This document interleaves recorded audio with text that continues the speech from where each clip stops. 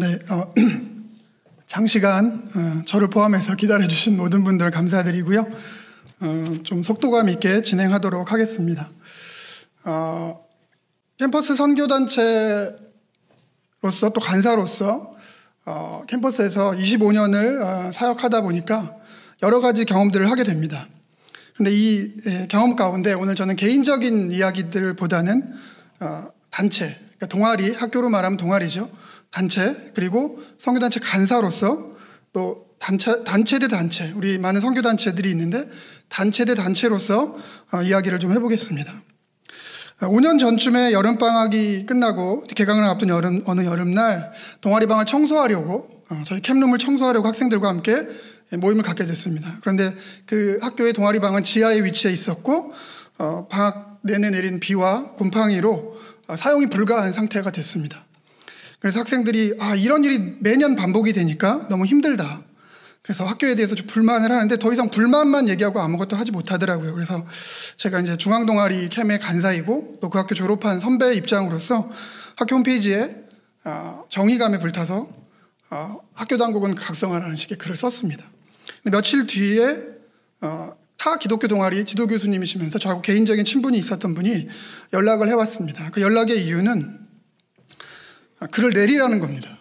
당신은 재학생도 아니고 교수나 교직원도 아니고 제3자다라는 겁니다. 그래서 그 글이 학교에 도움이 안 되니까, 학생 문제도 도움이 안 되니까 내리라는 겁니다. 학교에 정식 등록된 중앙동아리의 간사였고요. 그 당시 20년 차 간사였습니다. 그리고 그 학교를 졸업한 학생의 입장이었는데 학교에서 바라보는 저의 모습은 제3자라는 겁니다. 그 후에 4년의 시간이 지나서 작년에 그 동아리방의 그 어려운 문제는 해결이 됐지만 제3자라는 표현은 지금도 제 마음에 그분을 뵐 때마다 여전히 남아있는 해결되지 않은 아픈 기억입니다. 자, 대학 당국과 선교단체 동아리의 관계에 대해서 좀 이야기해 보도록 하겠습니다. 캠퍼스에서의 동아리들, 기독교 우리 단체를 포함해서 일반 동아리들, 그 위치가 어느 정도 될까요? 보통 일반적으로 생각해 봤을 땐 총학생회와 이렇게 같이 하거나 혹은 동아리 연합회 정도 위치에서 활동을 하는 그런 걸로 생각을 하고 있을 겁니다. 학생들은 심할 때는 동아리가 학교의 중심이다 이런 생각을 가지고 열심히 활동을 하고 있죠. 그런데 제가 조사하면서 글을 쓰면서 제가 사역하고 있는 대학 5군데 대학 홈페이지에 들어가서 총학생회 또 동아리 연합회가 어디에 소속되어 있는지 조직도를 봤습니다. 그런데 그 5개 대학 모두에서 총학생회나 동아리 연합회는 대학 조직도 안에 그 어느 곳에도 존재하지 않는, 분명히 존재하는 건데 조직도 안에는 있지 않다라는 거죠. 제가 못 찾은 걸 수도 있지만 5개 대학을 쭉 찾으면서 제가 드는 느낌은 뭐냐면 학교에 도움이 되는 혹은 이득을 주는 그런 조직은 아니구나. 그러니까 대학도 이미 수익을 창출해야 되는 곳이라는 걸 우리가 알고 있기 때문에, 그렇다면 우리 기독교 동아리, 선교단체는 학교에 있어서는 오히려 마이너스를 주는 그런 조직이다라는 생각이 들었습니다. 라떼는 말이야, 이런 말이 요즘 유행인데요.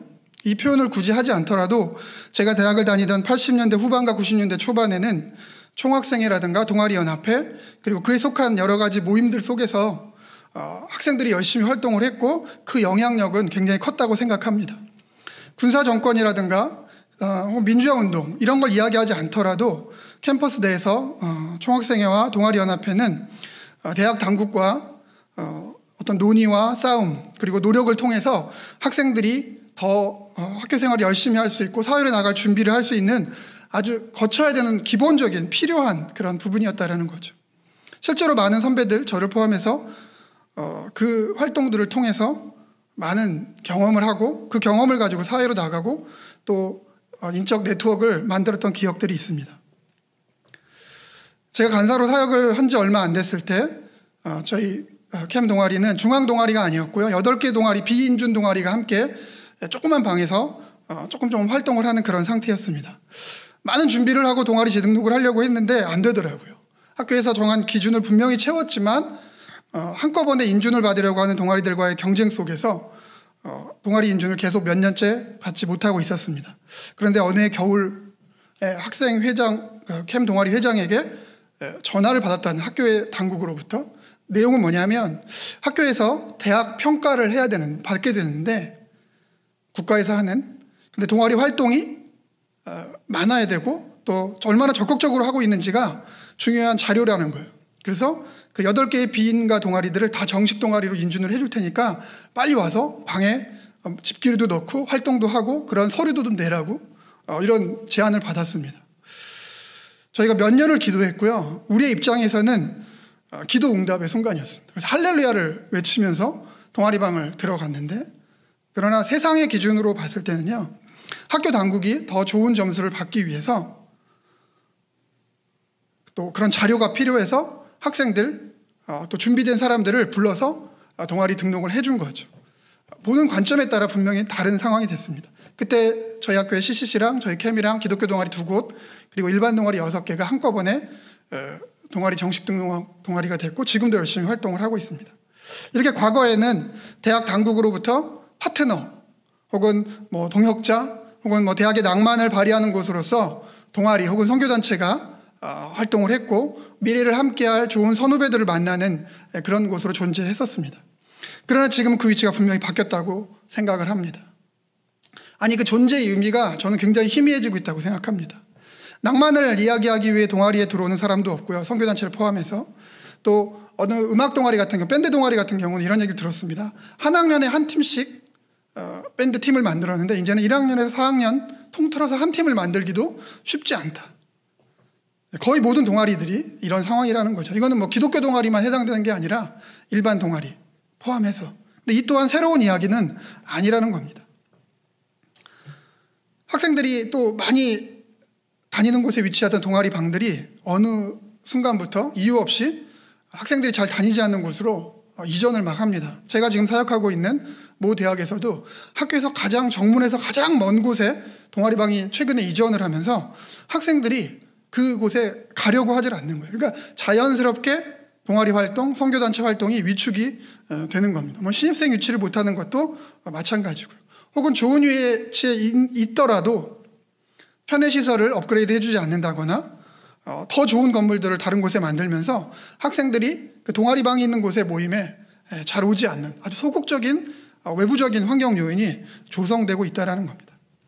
이렇게 외적이고 내적인 요소들이 합쳐지면서 학교 안에서 동아리 혹은 선교단체들의 활동은 아주 더 작아지게 되고요. 특별히 최근 코로나19 상황 이후에 저희가 사역하는 모 대학에서는 동아리 연합회의 예산을 갑자기 학교 당국에서 일방적으로 줄이는 상황이 돼서 저희 이제 회장이 중앙동아리 그 모임 안에 종교분과장을 맡고 있는데 이 친구가 기도 제목을 내는 겁니다. 동아리 연합회 예산이 줄어들었는데 이것이 회복되게 해주십시오. 그리고 학교 당국에 말을 좀 할 수 있도록 학생들이 글을 좀 쓰도록 해주십시오. 저는 이게 기도할 문제인가 사실 좀 고민을 좀 해봤습니다. 정말 캠퍼스 안에서 동아리, 선교단체의 위치는 어디쯤일까요? 조직적으로 보면 홈페이지에는 없지만 동아리 연합회 어딘가에 소속되어 있고요. 영적으로는 하나님의 나라를 꿈꾸면서 정말 멋지게 캠퍼스 가운데서 우리가 활동을 하고 있는지 모르지만 실제로 대학 안에서 코로나19 이전부터 또 지금 포함해서 어떤 영향력도 나타내지 못하는 존재감을 가지고 있다는 겁니다. 학교의 중앙 동아리로서 재등록시, 매 학기마다 재등록이 있죠. 동아리 등록시마다 인원 부족에 대한 문제를 놓고 기도하고 그 방법을 찾아서 겨우 명맥을 유지하고 있는 것이 선교단체의 현황이 아닌가 그런 생각을 해봅니다. 제가 너무 부정적인 이야기를 많이 한 것 같기도 하는데요. 실제로 캠퍼스의 선교단체 모습은 이러합니다. 최근에 코로나19 이후에 저희 대학 기독교 간사들 모임 카톡방에 어떤 간사님이 이런 글을 올렸습니다. 코로나19 포함해서 이제 더 이상 캠퍼스에서 동아리 활동을 하지 못하겠습니다. 그래서 저희는 중앙동아리에서 탈퇴를 하려고 합니다. 그리고 모든 캠퍼스가 우리의 동아리 방이다. 이런 마음으로 사역을 하겠습니다. 이렇게 얘기를 하더라고요. 참 슬픈 고백이었습니다. 코로나19가 터지면서 이 일들은 더더욱 심해질 것이고요. 선교단체의 캠퍼스 안에서의 존재감은 더 미미해질 거라고 생각을 합니다. 학교 당국은 절대로 선교단체 편을 들어주지 않습니다. 더 외로운 존재로 어쩌면 우리가 싸움을 해갈지도 모르겠습니다. 앞에 있었던 분들이 이야기한 많은 것들로 우리가 열심히 사역을 하고 준비하겠지만 캠퍼스 안에서의 기독 선교단체들의 위치는 그 정도밖에 되지 않는다는 겁니다. 그렇다면 간사의 위치는 어떨까요? 이렇게 부정적이고 어려운 상황이지만 그래도 아무것도 안 할 수는 없었기 때문에 분명히 여러 가지 일들을 막 준비하고 진행을 해왔습니다. 코로나19가 터진 이후에도. 그래서 간사들끼리 모임도 갖고 학생들과 예배도 드리고 온라인으로 앞으로 잘할 수 있을 거야 이렇게 했지만 그 온라인에서 오는 그 너무 답답함을 해소할 수가 없었습니다. 그때 동아리방 청소를 좀 하자는 학생 리더의 제안이 있었고 허락을 받고 들어갈 수 있다 그래서 캠퍼스에 학생들과 제가 같이 모임을 갖습니다. 그리고 비슷한 시기에 모 대학에서는 간사님들끼리 우리 한번 좀 오프라인 모임을 좀 잘 준비해서 만나봅시다. 그래서 학교에서 만날 걸 하고 비슷한 날짜 하루 이틀 정도 차이 났던 것 같아요. 동아리방을 청소하러 그 학생회관에 정말 오랜만에 기쁨으로 딱 들어가는데 이름을 적고 온도를 재고 아무 문제 없었습니다. 그런데 저는 들어갈 수 없었습니다.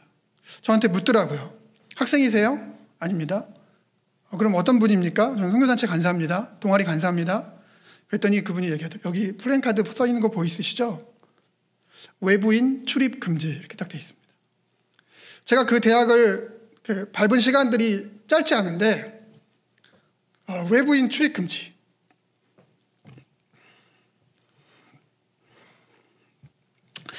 간사들 모임을 갔습니다. 거기에는 정문부터 못 들어가게 하더라고요. 정문에 못 들어가는데 거기에는 뭐라고 써 있냐면 더 분명하게 써 있습니다. 외부인 절대 출입 금지. 그러니까 저희 간사들은 이제 어쩌면 캠퍼스에서 몇 년을 사역했고 어떤 사역을 했고가 아니라 외부인으로 존재할 수 있다는 겁니다. 어느 누가 이 상황을 예상했겠습니까? 아무도 예상하지 못한 상황이고 이 일을 대처를 하고 있는데 우리 선교단체 간사들은 캠퍼스에서 불려지는 존재감은 외부인이라는 거죠. 제 25년 차의 사역의 어떤 경험도 그 플랜카드 앞에 또 그분의 말 앞에 아무런 대꾸를 하지 못했습니다. 유일하게 하나 화장실은 이용이 가능합니다 그러더라고요. 화장실은 이용이 가능합니다 그러더라고요. 혼자 아이들을 청소하는 데 올려보내고 운동장에 앉아서 아이들을 기다리면서 이런저런 생각을 했습니다. 내가 여기서 더 이상 아이들과 이전처럼 오프라인의 사역을 할 수 있을까? 만나고 기도하고 전도하고 놀고 이런 일들이 가능할까? 또 우리의 후배들이 그걸 꿈꾸면서 도전해 올 수 있을까? 물론 그 온라인으로도 충분히 사역은 가능할 거라고 생각합니다. 앞에 있는 분들이 좋은 이야기를 분명히 많이 해줬고요. 그렇게 될 거라고 생각을 합니다. 그런데 우리 간사님들이 본인들의 위치를 좀 생각하고 캠퍼스를 밟고 준비를 해야 될 거라고 생각합니다. 코로나 이후 분명한 우리들의 위치는 외부인이라는 겁니다. 다시 대학에 들어갈까요? 아니면 교직원으로? 쉽지 않을 겁니다. 너무나 자극적이고 극단적인 표현일 수도 있지만 선교단체 간사들의 위치는 딱 거기까지라는 겁니다. 더 이상 캠퍼스 안에 그 어떤 건물에도 자유롭게 들어갈 수 없습니다. 다시 옛날로 돌아갈 수 없다라는 그 생각 때문에 참 오랜 시간 좀 힘들었고요. 물론 지금은 이제 좀 회복이 됐습니다. 그리고 온라인 사역을 이제 또 열심히 준비하고 그래도 어떻게 해서라도 만나려고 계속해서 노력을 하고 있습니다. 사역자들에게 가장 중요한 것은 저는 현장이라고 생각을 합니다. 현장에서 부딪히고 경험하고 느끼고 열매 맺는 일들을 해야 되는데 이제 우리가 모니터 앞에서 그 일을 할 수 있을까? 많은 좋은 프로그램들이 분명 나올 겁니다. 그리고 그 일들을 우리가 더 열심히 준비할 것이고 또 온라인을 통한 결과들이 나오게 되겠죠. 그러나 그 일들을 준비하지 않은 간사들에게는 너무도 큰 결과가 충격이 올 수도 있다고 생각을 합니다. 여러분들은 우리 간사님들은 그 일들을 준비해야 됩니다. 기본적으로 캠퍼스마다 단체마다 최소 1명 이상의 간사들이 파송이 되어 있습니다. 그래서 한 간사는 멀티로 그 캠퍼스의 모든 일들을 해왔다는 것이 과거의 모습이라고 생각을 합니다. 그렇다면 앞으로는 어떻게 바뀔까요?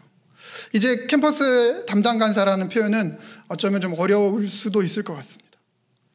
고민해 보면서 생각한 것은 간사가 한 캠퍼스를 맡는 그런 사역의 모습에서 이제는 좀 바꿔서 간사가 온라인에 가장 아름다운 집을 짓고 그곳으로 학생들을 초대하는 캠퍼스와 상관없이, 아까 이상관 목사님께서 유튜브도 하고 뭐 해야 된다는 이야기도 많이 하셨는데, 그와 같은 일들을 간사들이 준비를 해서 우리가 캠퍼스로 찾아가는 사역에서 이제 학생들을 우리 간사들에게로 또 어떤 달란트별로 능력별로 간사들에게 찾아올 수 있는 쪽으로 준비를 해야 되지 않을까, 이런 생각을 해봅니다. 마지막으로 선교단체들의 실질적 연합에 대한 이야기를 좀 해보고 싶습니다. 코로나19가 시작되기 전부터 캠퍼스 연합사역은 많이 수없이 오랫동안 이야기되어져 왔습니다. 이 학원보고마협의회 출범과 지금까지의 노력도 그 연합의 가장 좋은 모습이라고 생각합니다. 이러한 어떤 거시적인 모습이 있다라면 미시적으로 캠퍼스 안에서 일어나는 작은 연합의 모습도 분명히 많이 있을 겁니다. 제가 이 자료집에 다 있는 것들을 다 언급하지 않더라도 작게 캠퍼스별로 이런 저런 연합의 모습들이 많이 있었습니다. 예배하고 서로 돕고, 특별히 모 대학에서는 축제가 끝나고 나면 모든 기독학생들이 축제 마지막 다음 날 아침에 한 7시 전에 모여서 캠퍼스를 청소하는 일, 그런 일들을 했습니다. 그 일이 어떠한 예배나 연합의 모습보다 단체 간에 하나 되는 모습, 그리고 외부 학생들이 보기에도 기독 학생들의 연합의 모습으로 가장 좋은 평가를 받았던 그런 기억이 있습니다. 그 외에도 여러 가지 연합의 모습을 지금까지 우리가 계속 해왔습니다. 코로나19 이후에 이제 그와 같은 연합의 일들을 우리가 똑같이 또 해야 된다라고 이야기한다라면 너무 무거운 짐을 선교단체에게 주어지는 거라고 생각을 합니다. 각 대학에 존재하는 선교단체들의 현실을 제가 거짓없이 정말 이야기를 하면, 매 학기 동아리 재등록 시기가 되면 기본적으로 어떤 메이저급 선교단체를 제외하고는, 한두 단체를 제외하고는 대부분 등록 기준에 미달합니다. 요즘 일반 대학의 기준이 30명 뭐 이렇게 등록을 하도록 되어져 있거든요. 분명히 그런 인원이 개별 단체는 되지 않습니다. 그런데 참 신기한 거는 등록이 끝나고 나면 다 살아남아 있다는 거죠. 어떤 방법으로 그 살아남은 건지는 모르겠지만 여러분 다 답을 알고 계시겠죠. 그런데 어쨌든 그 살아남았다라는 것으로 안도하면서 매 학기마다, 제가 이런 표현을 좀 썼는데요, 좀비처럼 캠퍼스에서 우리가 해야 될 일들보다는 그 동아리방을 지키기 위해서, 그 단체의 이름을 지키기 위해서 좀비처럼 버티고 있는 선교단체의 모습을 계속해서 보게 된다는 겁니다. 저는 이와 같은 상황 속에서 학생들 혹은 현장 간사들에게서 그 연합의 이야기를 이야기하기는 쉽지 않다고 생각합니다. 단체 대표님들에게 부탁을 드립니다. 단체 대표님들이 같은 마음을 좀 품어주셨으면 좋겠습니다. 동아리방을 지키기 위해서, 선교단체의 이름을 지키기 위해서 여러 가지 세상적인 방법으로 타협하고 동아리를, 선교단체를 지켜나가려고 하지 마시고, 내려놓을 수 있다라면 내려놓고, 그러나 포기하기 위한 내려놓음이 아니라 하나 되기 위한 내려놓음을 좀 할 수 있었으면 좋겠습니다. 제가 하고 싶은데요, 저희 지역 책임 간사님이 뭐라고 하실지 모르겠어요. 우리 대표 목사님이 뭐라고 하실지 모르겠어요. 이런 이야기들을 굉장히 많이 듣게 됩니다. 캠퍼스 안에 제가 굳이 말하지 않더라도 이미 수많은 건강한 연합의 모습을 우리는 하고 있습니다. 이 일들을 조금 더 나아가서 더 적극적인 연합의 모습을 코로나 이후에 가져갔으면 좋겠습니다. 미래의 지도자들이 될 우리 선교단체 학생들이 캠퍼스에 존재하고 있습니다. 그런데 그들에게 좀비처럼 그저 이름을 명맥을 유지하기 위해서, 살아남기 위해서 세상의 방법으로 지켜나가기 위해서 존재하는 선교단체는 아니라고 생각을 합니다. 꼭 코로나19가 아니더라도, 코로나19 때문에 더 어려운 상황이 될 겁니다. 캠퍼스 사역을 정말 오래 해오면서 여러 가지 경험을 해봤다고 이야기했습니다. 이 이야기를 마치겠습니다. 그런데 이 모든 경험이 지금의 상황에서는 큰 도움이 되지 못하는 것을 저는 경험하고 있습니다. 어떻게 해야 할까? 정말 생존이라는 그 부분 안에서 고민하고 있습니다. 더 치열하게 버텨야 될까? 예전에는 없으면 없는 대로 감사하고 살았는데요. 지금은 그 감사마저도 사라지고 있는 상황입니다. 사역의 현장에서 고민하고 그 문제를 해결하던 시절이 그립습니다. 그런데 사역의 현장이 많이 바뀌었는데 적응하는 방법, 길을 찾기가 쉽지 않습니다. 저만의 고민은 아니라고 생각이 됩니다. 그런데 거기서 저는 답을 찾았습니다.